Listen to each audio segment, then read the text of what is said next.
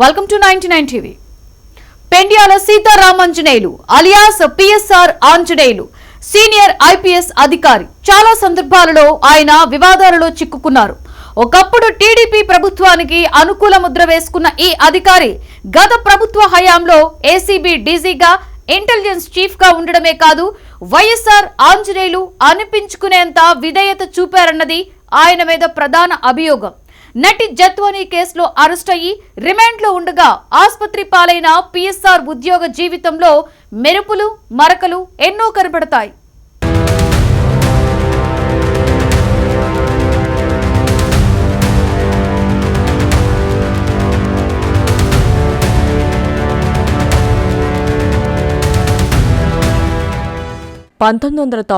బ్యాచ్కి చెందిన ఐపీఎస్ అధికారి సీతారామాంజనేయులు ఉద్యోగ జీవితం మొదలైనప్పటి నుంచి చురుగ్గా వ్యవహరిస్తూ సమర్థుడిగా పేరు తెచ్చుకున్నారు. 1998 అక్టోబర్లో సత్తుపల్లి నియోజకవర్గం వేంసూరులో జరిగిన కార్యక్రమంలో అప్పటి లోక్సభ స్పీకర్ బాలయోగితో పాటు రాష్ట్ర మంత్రులు పాల్గొన్నారు. సత్తుపల్లి దగ్గర మర్లకుంటలో జరిగిన ఆ కార్యక్రమం తర్వాత అప్పటి లోక్సభ స్పీకర్ బాలయోగికి, మంత్రులకు, మీడియాకు భారీ విందు ఏర్పాటు చేశాడు మంత్రి తుమ్మల నాగేశ్వరరావు. ఆ విందులో నెమలి, దుప్పి, కనుచు లాంటి 12 రకాల వన్యప్రాణుల మాంసం వడ్డించినట్టు వార్తలొచ్చాయి.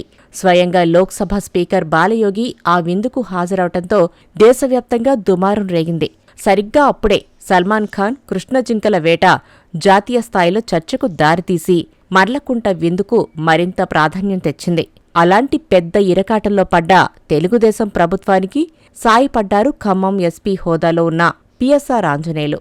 సాక్ష్యాలు మాయం కావటానికి సాయశక్తులా కృషి చేశారని అప్పట్లో చెప్పుకున్నారు.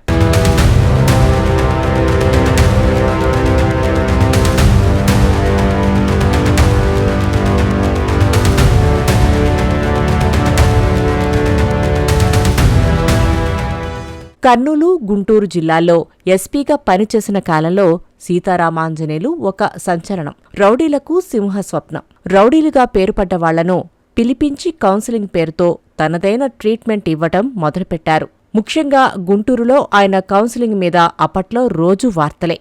రౌడీలు గుంటూరు వదిలి పారిపోయే స్థాయిలో ఆయన కౌన్సిలింగ్ నడిచేది. మొదట్లో రౌడీలకే పరిమితమైన ఆ తర్వాత కాలంలో ఆ రౌడీలకు ఆశ్రయమిచ్చి పెంచి పోషిస్తున్న రాజకీయ నాయకుల మీదకు కూడా మళ్లింది ఆయన దృష్టి. వాళ్లను కౌన్సిలింగ్ పేరుతో పిలిచి హెచ్చరించడంతో బిక్కచచ్చిపోయారు. ఇక మీదట రౌడీలకు అండగా ఉండబోమని ఒప్పుకుని మరీ వెళ్లాల్సి వచ్చింది. కానీ రాజకీయ నాయకులు ఈ ఐపీఎస్ ఆధిపత్యాన్ని తట్టుకోలేకపోయారు. వెళ్లి పెద్ద లీడర్లకు మొరపెట్టుకోవడంతో పిఎస్ఆర్ మీద బదిలీ వేటు పడింది. కానీ ఆ బదిలీతో ఆయన విజయవాడ పోలీస్ కమిషనర్ అయ్యారు.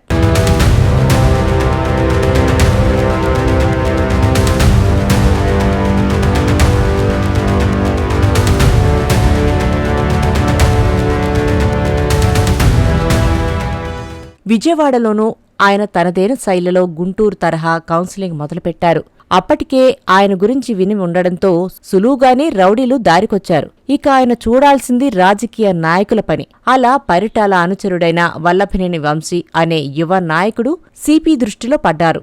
కౌన్సిలింగ్కి రమ్మంటే వంశీ రాలేదు. సిపి అహం దెబ్బతింది. బెదిరింపులకు వంశీ లొంగలేదు. పైగా సిపి ముందు హాజరు కాకుండా ఉండటానికి కోర్టుకెళ్లి మరీ ఆర్డర్ తెచ్చుకున్నాడు. పిఎస్ఆర్ వెనకడుగు వేయక తప్పలేదు. కానీ ఒక మహిళతో పిఎస్ఆర్ చేసిన చాటింగ్ డేటా మీడియాకు విడుదల చేసి వంశీ అప్పట్లో పెను సంచలనం సృష్టించాడు.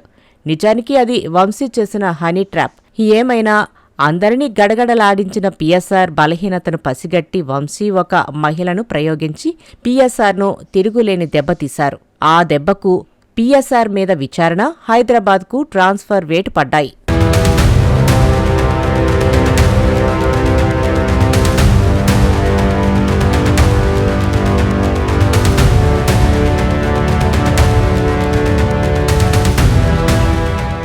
తెలుగుదేశం పార్టీ మీద పిఎస్ఆర్కు కోపం పెరగటానికి వంశీ వ్యవహారమే కారణమని చెబుతారు. ఆ కోపం ఏ స్థాయిలో ఉండేదంటే, చిరంజీవి ప్రజారాజ్యం పెట్టినప్పుడు టీడీపీ ఓడిపోయి చిరంజీవి ప్రజారాజ్యం గెలవాలని బలంగా కోరుకున్న వాళ్లలో పిఎస్ఆర్ కూడా ఉన్నారు. చిరంజీవి వ్యక్తిగత భద్రత ఎలా ఉండాలో ఒక బ్లూ ప్రింట్ తయారు చేసి అది చిరంజీవికి పంపించారు. అయితే వైఎస్ ఆత్మబంధువుగా పేరున్న కేవీపీ రామచంద్రరావు ఏదో విషయం చర్చించాలనే మిషతో మరునాడే పిలిచారు. నిజానికి అది చర్చించాల్సిన ముఖ్యమైన విషయమేమీ కాదు. కానీ అక్కడ టేబుల్ మీద Chiranjeevi security blueprint PSR కంటబడింది. అది తాను చూడాలనే కేవీపీని పిలిపించారని అర్థమైంది. ఆ విధంగా కాంగ్రెస్ కూడా ఆయనను దూరంగా ఉంచటం మొదలైంది.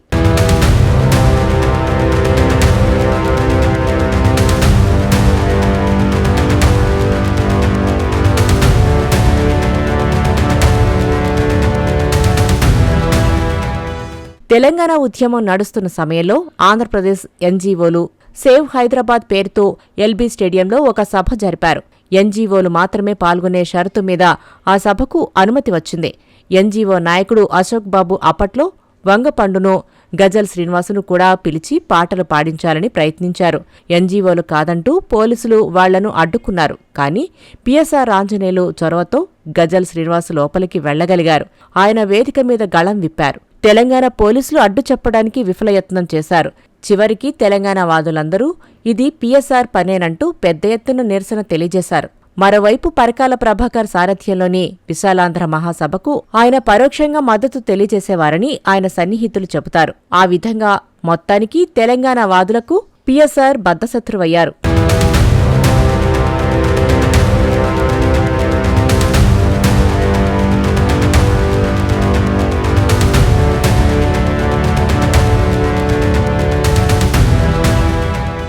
ఆ తర్వాత కొంతకాలం పాటు ఆయన డిప్యూటేషన్ మీద కేంద్ర సర్వీసుకు వెళ్లిపోయారు.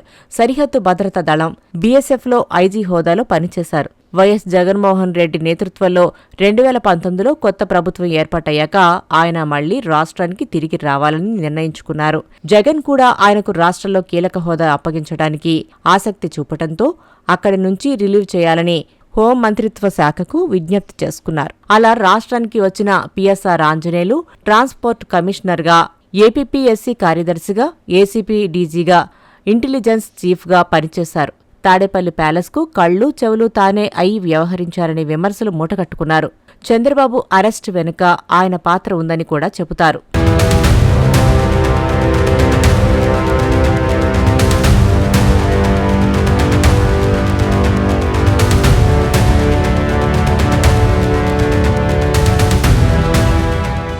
అన్నిటికంటే ముఖ్యంగా వైసీపీ హయాంలో ముంబై సినీ నటి జత్వానీ కేసులో నిబంధనలకు విరుద్ధంగా వ్యవహరించారనే ఆరోపణలు ఆయన సస్పెన్షన్కు, ఆ తర్వాత అరెస్టుకు దారితీశాయి. ఈ కేసులో 3 ఐపీఎస్ అధికారుల మీద కేసు నమోదైంది. మిగిలిన 2 కోర్టును ఆశ్రయించి ముందస్తు బెయిల్ తీసుకున్నా పిఎస్ఆర్ మాత్రం ముందస్తు బెయిల్ అడగలేదు. హైదరాబాద్లోని బేగంపేట నివాసంలో అరెస్టైన పిఎస్ఆర్ తన కేసు తానే వాదించుకున్నారు. రిమాండ్లో ఉండి అనారోగ్యంతో ఆసుపత్రిలో కూడా చేరిన సీతారామాంజనేయులు ధైర్యంగానే కనిపిస్తున్నారు. కానీ ఒకప్పుడు తను కౌన్సిలింగ్తో భయపెట్టిన చోటనే పోలీసు విచారణకు హాజరు కావాల్సి రావటం పిఎస్ఆర్ జీవితంలో అసలైన మరక.